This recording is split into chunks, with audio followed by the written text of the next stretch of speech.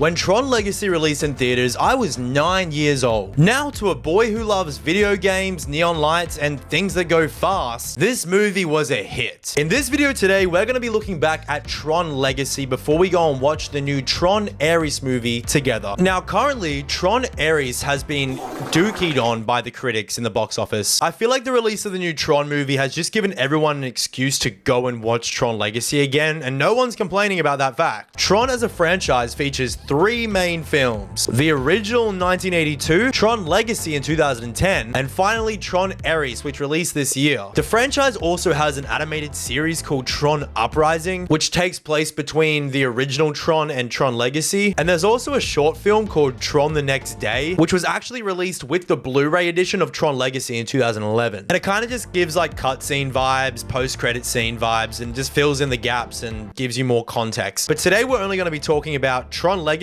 and Tron Ares. Tron Legacy is one of those movies that you watch and you're like, this movie was made for guys. Not saying that girls can't watch it too, but come on, it's got futuristic motorbikes, computer games, and bad bitches, bro. Just before we get into the movie, I just want to talk about my experience with Tron growing up. At the same time that Tron Legacy released, I went on a family trip to Disneyland, to the US of A. You know, back when the Australian dollar got you more bang for your buck in America and pretty much anywhere and made traveling actually affordable. Not anymore. But I went to Disney Resort in Anaheim, and it's still one of my favorite holidays I've ever been on. At the time, they had an attraction called Electronica, which was like a Tron-themed bar and arcade. A barcade, if you will. I was too young to enjoy myself there at the time, but my little brother bought this like Tron disc. What the fuck can you do with a Tron disc apart from throw it at each other as hard as you can? Which is what we did. But now that I'm all grown up, I would do anything to have the chance to get blacked out at this Tron themed bar. They had like this end of line club, which will be discussed later in this video, that played like Daft Punk music. Like, they're just not making bars like this anymore. Make drinking fun again. Alcoholics have just lost their spark. Okay, enough talking about me. Let's get into one of the greatest films ever made, Tron Legacy.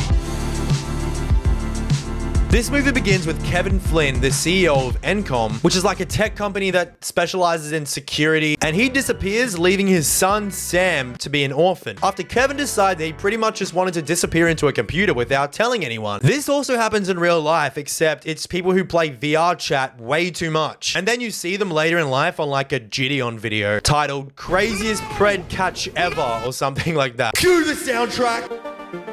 I fucking love Daft Punk in this movie. It is just the perfect soundtrack for the film. It makes me just want to run through a fucking wall. Fast forward, and Sam Flynn is grown up now, and he's riding a Ducati to evade police. But he breaks into Encom and uploads the security system for all to access for free, meaning they can't just like sell it off like they were planning on doing. Sam kind of acts like a justice warrior of sorts. He just like fucks with the higher ups of Encom like once a year because he just hates the rich. What's that one movie where that one guy steals from the rich and gives to the poor?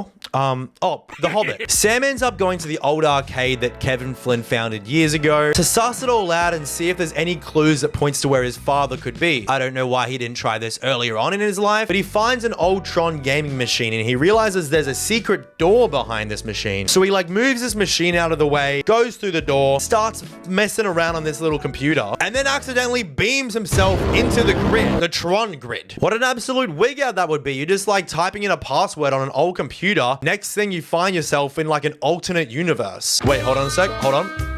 Oh, yeah, get me in the grid. Get me in the grid. 4 techno baddies come out and start undressing Sam and give him like this cool gear, this like Tron suit that has sick LEDs. It's got an identity disc that holds all your memories and everything you learn imprinted on it. Oh yeah, and also if you throw it at people, it completely disintegrates them. Sam instantly gets entered into like this gladiator-esque games where obviously there's someone just aura farming, just sitting up the top. Again, like Gladiator, you've got like this hierarchy going on in this AI civilization, I guess. And they're playing Disc Wars, baby. We got 1v1s going on. And Sam just figures this shit out like that, just straight away. And he makes it to the finals with the Rinsler.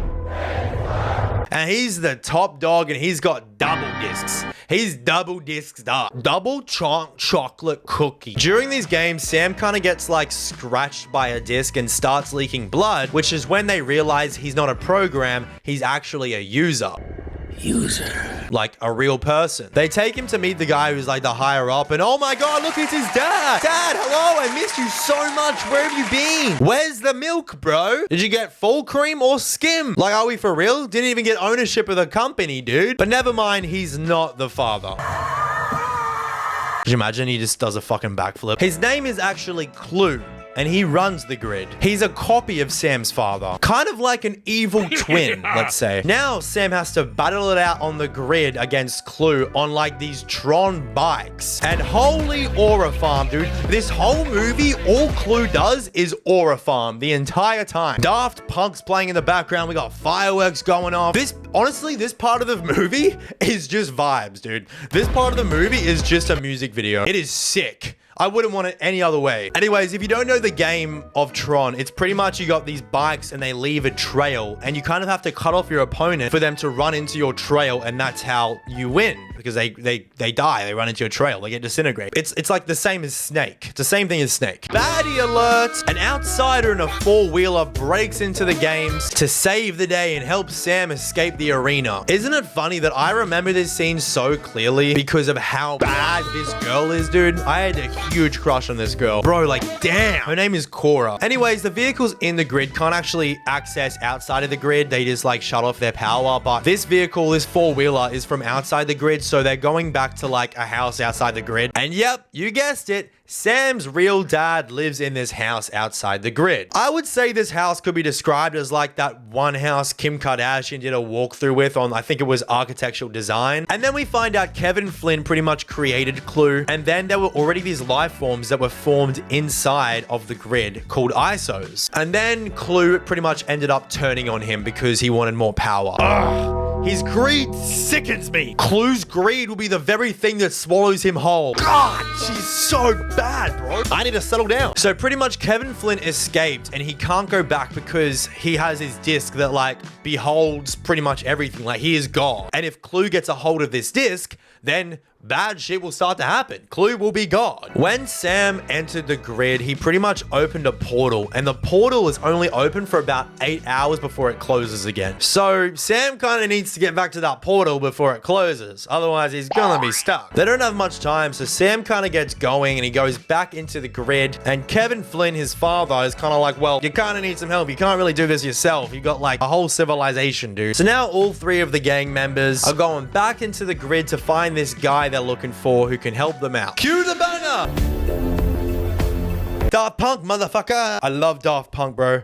Oh my god. Find Shit is walking Sam through this like bar, through the function, to find the guy that he's looking for. And this guy's name is Zeus. This place is the end of line bar. Look at how sick this place is. I want to drink here and get blacked out. Anyways, they find Zeus and he's pretty much the guy that I can only explain as like Willy Wonka if he lived in the year 2049 and set up G's. Aura farm. There's so many moments in this video that it's just like, it's just aura farming the whole time. Dude, I love this scene so much. You've got Daft Punk playing an absolute tune while a fight scene is happening, and our old mate Willy Wonka is just having the time of his life while Find Shit is down here fighting her heart out. Let's just say, I don't have a floppy disk anymore. Yo, his dad's here, and he's like, we gotta go, bro. We gotta get the hell out of here. And pretty much Zeus steals Kevin Flynn's disc. But never mind, in literally the next scene, Clue steals the disc back and then explodes the bar with Zeus inside of it. Sick, dude. Cool. Way to ruin a good time. Now the team's making their way to the portal, but they're rudely intercepted by Tron. Kevin Flynn created Tron to be like his sidekick, kind of, but now he's evil. Evil Tron. And he captures Cora. And we find out that's kind of what Clue does. Like, he takes these programs and he builds an army with all of them. This is what Mr. Beast will be like in 7 years. Clue is just Mr. Beast in the future. Pretty much, Clue now has access to Kevin Flynn's disc, and he plans on, like, opening up planet Earth to all the programs so they can live there and take over the world, pretty much. I don't know why all bad guys are just obsessed with taking over the world. Like, you want to work a job in finance, dude? You want to work for Deloitte? Is that why you want to get to Earth, dude? In the next scene, Kevin is seen like kind of sneaking around. He's being a little sneaky guy. And then he kind of uses like the force persuasion, except it works by bonking someone on the head. Identify yourself. I'm taking this vehicle. You are not authorized. Right away, sir. Sam rescues Cora, and then they all meet to kind of try and escape to the portal again. But they gotta put this shit in hyperdrive because the bad guys are on their tail. And I mean, dude, this film seriously just has it all. This ship that they leave in literally looks like one of the fighters in Star Wars. It's the same aesthetic with just like more LEDs. They call them light jets in this film. Kind of weak name if I'm being honest, especially when compared to names like the Death Star, TIE fighters, Japanese fighters. And we got a light jets chase on our hands. But luckily the good guys over here are driving what looks like it could be the Millennium Falcon because it's got like these turrets on it. Could this movie get any cooler, dude? Honestly, it's just missing like a Wilhelm scream. And in the most perfect turn of events, evil Tron wakes up to himself and remembers the times that he had back in the day with old Kevin, his creator. So he sacrifices himself for his creator. Remember the times we had, the times that you and me had. That's what Kevin was saying to evil Tron, dude. But awaiting their arrival, the portal is Clue. And Kevin kind of finds a way to hold off Clue for a bit so Sam and Cora can get away. But this also means, unfortunately, leaving Kevin behind on the grid. And when Clue asks why he sacrifices himself for Sam, Kevin says, because he's my son. He's my son. Dude, fuck. Enough to make a grown man cry, damn. I cannot emphasize how much I love this movie. This movie makes me want to call my dad and tell him I love him, goddammit. And then there's like a throwback montage, bro, come on. It's got it, oh, it's got it all, man. It's got it all. Hopefully when I have kids one day, I get to sacrifice myself for them in like a cool way like this. Not in a fucked up way, just, you know what I mean. Now Sam's back on Earth, he's back in the arcade, and he wakes up to himself. He's like, you know what? I'm gonna be the CEO of Encom now. I'm gonna take back the company. And just to top it all off, Cora is there waiting for him outside the arcade. And I mean, I remember this scene like it was yesterday, very, very clearly. They both get on the Ducati and they ride off together. He's showing her the sun. He shows her the trees. He shows her the city. And I don't know what to tell you, man. It's just fucking beautiful. It's just beautiful, man. This is one of those movies I watched when I was younger and I was like, I am 100% straight. I want to fall in love one day and I want a motorcycle. What a film. I cannot exaggerate how much this film has done for me in my developmental stages of life. Fuck it. I even wrote a letterbox review for this movie. 5 stars. Not even debatable. Fucking beautiful, man. This movie's got it all. I need Cora, bro. Why have I got an ad for 1000 Men and Me, the Bonnie Blue story? They made a film about the Bonnie Blue story? When I finished watching this movie yesterday, I was so hyped. I was sitting downstairs and I went, oh, fuck yeah. And I started clapping. There's something about these movies that just like sparks something inside of you. I get the same feeling from watching Blade Runner 2049. It's like you're taken to this place that's unearthly and kind of isolated. It feels lonely, but it's also really warm and comfortable. And Ana de Armas is there. But all good things must come to an end because it's Morbin time, baby. The new Tron film, Tron Ares, features Jared Leto as the main character. It's Morbin time! Which is funny because I'm pretty sure most of the films that Jared Leto has featured in recently have kind of flopped. If you don't know, the movie Morbius released in the year 2022. The movie flopped so bad, they literally stopped showing it in theaters, and then people went on Twitter and started trolling saying, no, we miss Morbius, we love the movie so much, bring it back to theaters. So they actually did, and then fucking no one went to watch it again. Oh, I love when people do horrible shit that's actually funny. When hateful communities come together, sometimes they can do funny shit. But me and Jared Leto actually go way back. His team invited me backstage to a 30 Seconds to Mars concert. If you don't know, Jared Leto's been in a band since 1998. A pretty successful band too. And I got this selfie with Jared while he was singing. Safe to say, Jared found me actually pretty annoying, but I will always have space in my heart for Jared. Even though he looks like a Madame Tussauds wax figure, like all the time. That's why you never see him getting any sun. It's because he would start melting. No, Jared, no. But enough about Jared. We got a movie to go see.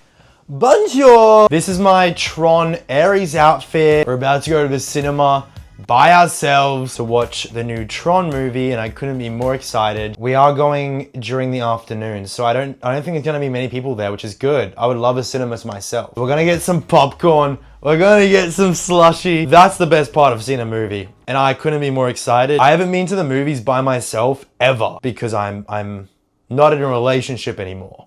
Oh shit, the movie starts in like 20 minutes. Ooh, we got our popcorn slushy.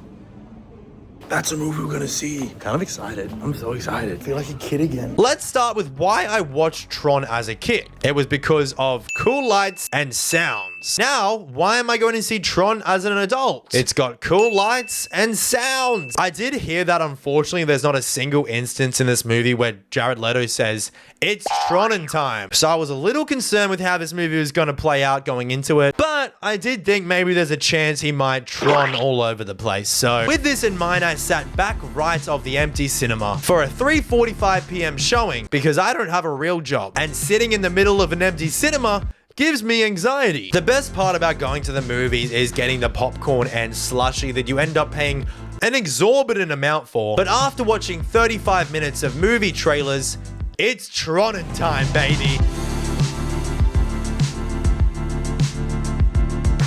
This movie starts by introducing the main character as Jared Leto, named Tron Ares. He plays the character Ares in this movie. And he pretty much runs the grid, except this grid is Dillinger grid. It's like the evil version of the Encom grid. Dillinger is the bad guys, Encom is the good guys. They're opposing companies. Just like this. Just like this. Evan Peters plays the Dillinger CEO, and he runs the program. So he gives the orders to Ares. I will be referring to Ares as Jared Leto a lot because to me, Jared will always be Jared, no matter what character he plays. Ares is like, let's say, evil Tron. So the way that the Dillinger CEO gets Ares into the real world is by using like these futuristic lasers that kind of pretty much 3D print is the way I can explain it. Anything he wishes to be in the real world. And he's presenting like a sales pitch to these like military government leaders and saying that these Tron-like figures can be used to fight wars or for security. And these AI robots don't need food or water because they're computer systems. I mean, Jared Leto probably doesn't drink or eat anyway. Have you ever seen Jared Leto eat food?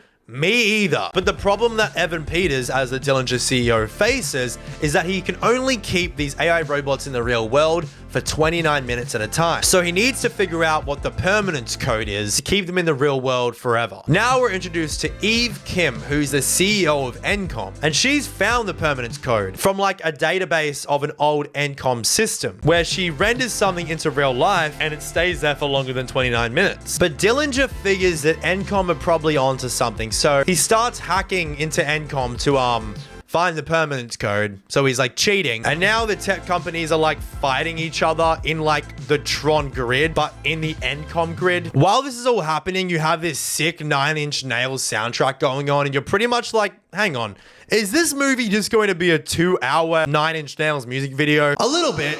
If you don't know who 9 Inch Nails are, you have Google. Jared Leto is a full cyborg in this movie, but I can't help but feel like he's like this in real life all the time anyway. Especially after seeing him in the flesh, there is just something so uncanny about him. He just doesn't seem like a real human. Now Ares is set with the mission of finding Kim, the CEO of Encom, because she has the permanence code on her. I forgot to mention the CEO of Dillinger's name is Julian, which is Evan Peters. So Julian brings Jared and another one of his like badass Tron Ares minions called Athena to the real world and sends them off to fetch Kim, the CEO of Encom. Fetch me their soul.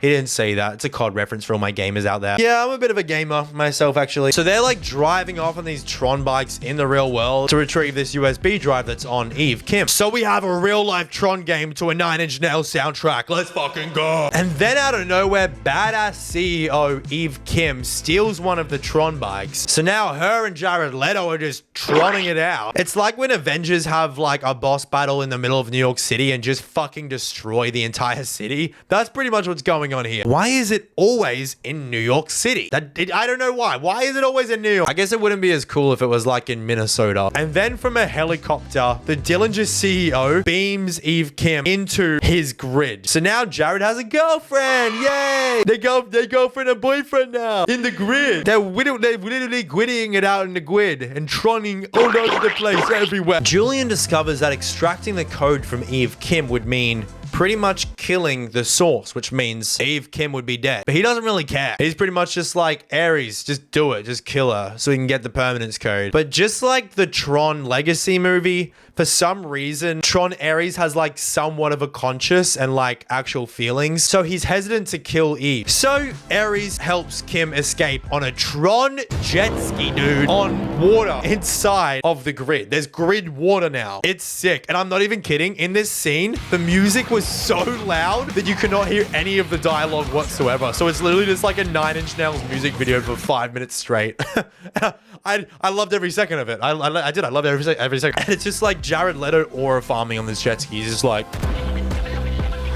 And then he escapes back into the real world with Eve Kim, but Ares can only be in the real world for 29 minutes. Ares made Eve Kim promise that she would give him the permanence code so he can stay in the real world forever. Again, why does he want to be in the real world so bad? What does he want? Does he want to be like an accountant or something? I've already made that joke. Fuck! Does he want to work at Deloitte or something? I already said that one. What other jobs are there? Jobs. Oh, wait, I got a jump scare for you guys. Bam! Job application. Look at that. Sorry. So now Eve and Ares are on their way to NCOM to develop the code and bring it to life. But of course, Evan Peters brings out one of his minions, his evil little minion, Athena, to go kill them. Oh, and did I mention he rendered her a fucking TIE fighter? Because did you guys forget that he can literally render anything he wants into the real world? It is a 3D printer for like world-destroying, death-destroying machine. I just need a 3D printer. Okay, Jarvis, now make her slim thick. Okay, and Jarvis, up the jiggle physics by 45%. Yes, Jarvis. Now make her call me a good boy. It is cool in this movie to see the mix of like the grid incorporated with the real world. And then we get to see Ares and Kim have like a D&M conversation in this car, which is obviously the movie's attempt at like making you feel empathy for Jared's character. But it's really hard to feel empathy for someone who just doesn't look like a human anyway. But anyways, they make it to the NCOM building finally. And Kim is on Kevin Flynn's computer in this building, searching for the code. And here's where it gets a little bit confusing. Ares gets beamed into this computer, and then he is placed in what looks to be the original Tron movie's grid, which is pretty cool to see. I guess like everything was in like shitty 3D graphic. It all looks kind of like Geometry Dash, but he's in there looking for the permanence code. Then the evil minion Athena finds Kim because she is, I swear to God, she is the most goddamn annoying little evil minion. She is so persistent to the point where it's like, it's annoying. She just like keeps coming back. But she runs out of her 29-minute timer just in time, so she gets beamed back into the grid. But then Athena literally just comes back and she fucking kills Evan Peters' mum in this movie. Holy shit, Jared Leto found Flynn the Founder in the old Tron grid, and like bro's Loki just chilling in there. Flashback to reality. Oh, guess what? Athena is flying this big ass carrier ship from the grid in the real world. Oh, she's so annoying, dude. Like, just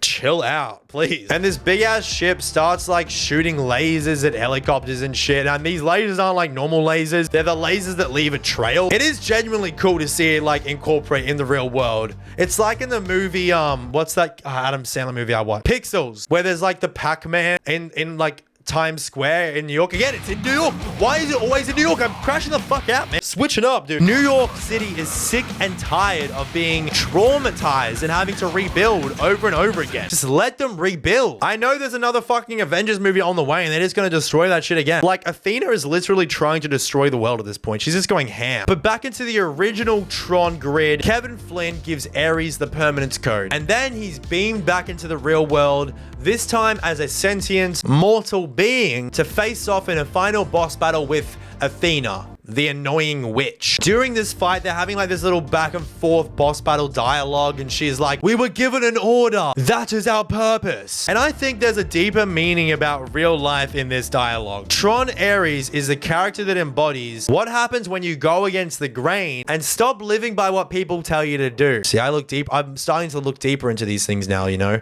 I'm not just saying weird shit all the time. Athena says, "What is your directive now?" And then Ares says, "I'm not sure. I guess we'll see." And then Athena dies. This was Jared's character truly coming out of the closet. I mean, the grid, to finally really become a human being. Then to escape the police that are knocking at his door, Dillinger's CEO beams himself back into the Dillinger grid. And the movie ends by the NCOM CEO going on to change the world for the better with the permanence code. She girl bossed her way just close enough to the sun. And we see Ares just like living off the grid. Pun intended. He rides off into the sunset on, you guessed it, a Ducati. Cue badass futuristic music to end the movie. Fuck yeah. Oh, I live for this shit, dude. Fuck yeah. Yo, let's fucking go.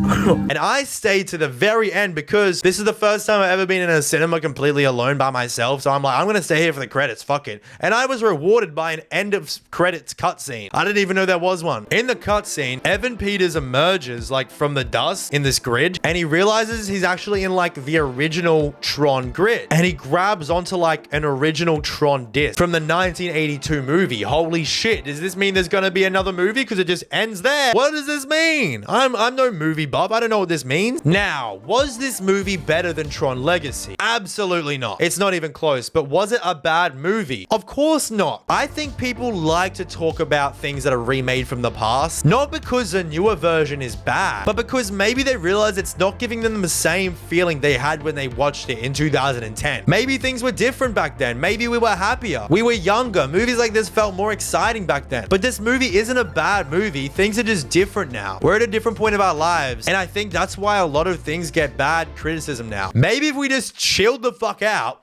and watch things for their face value, things would be a lot better. We wouldn't be so quick to give shit a bad rep. But in all honesty, I love the Tron franchise. It provides the perfect amount of escapism sometimes that we need to escape real life. It's also that like what if of like every day we are getting closer and closer to literally maybe living inside a program one day. I mean, like people have AI girlfriends, dude. Like actually think about that for a second. People have a genuine connection to a computer program. Freaking virgin. Tron Legacy is probably one of those movies that I will make my kids watch one day, and maybe it'll make them feel like the way that I felt like watching it for the first time. And maybe they'll want to start pegging fucking discs at each other too. Cool. But I really do hope you guys enjoyed this video. I've had a lot of time recently to like reevaluate the type of content that I want to make for this channel, and every time I just come back to wanting to talk about what I'm interested in for you guys. And I know that if I'm interested in some shit like this, there's gonna be at least some of you out there who are also interested in it too. Some call it being passionate,